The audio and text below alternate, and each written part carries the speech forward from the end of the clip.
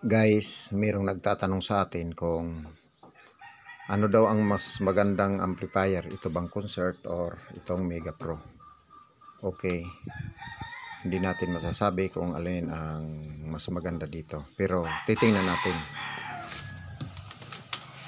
ang kanyang loob mamaya.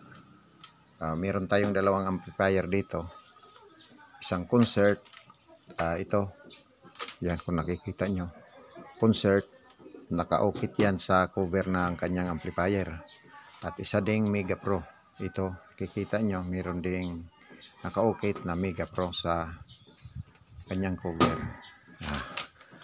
Uunahin natin dito sa kanyang front panel. Yan, dito sa Concert merong nakalagay na tatak na Concert dito. Sa mga controls naman, merong nakalagay dito na itong speakers, selector speaker po ito, off, A, B, at saka E and B. At saka merong nakalagay dito loudness control, push pull, yan. Meron ding is bass. At dito naman sa input selector merong nakalagay na off, tape, tuner, at saka CD, BCD, at saka main volume ng kanyang amplifier. Itong main volume, merong dalawang speaker input, mic input, mic 1 at saka mic 2. Ito merong mic level or mic volume ito, at saka echo. Meron ding nakalagay na karaoke. Ito karaoke, in case na gagamitin ninyo yung kanyang microphone input. Merong equalizer, off on, at meron ding surround. Meron nga palang loudness dito nakalagay.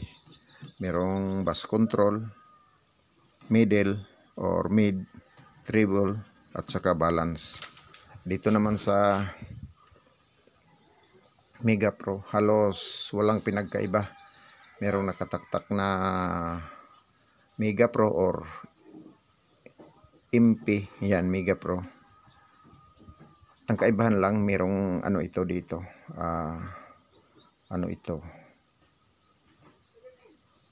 hindi naman ito Bluetooth, memory card. Yan, salangan ng memory card. Meron ding mic 1, mic 2 input, level ng mic, echo. Sa selector naman, merong halos walang pinagkaiba sa Concert. Lahat ng nakalagay dito sa front panel niya ay halos parehas lang ng Mega Pro at saka Concert.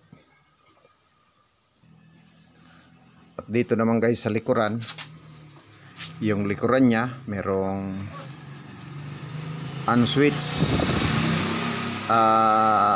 outlet dito, tatlo. Sa Concert po yan. At saka dito sa Mega Pro meron din tatlo din, halos parehas lang, maximum of 300 watts. Ganun din dito.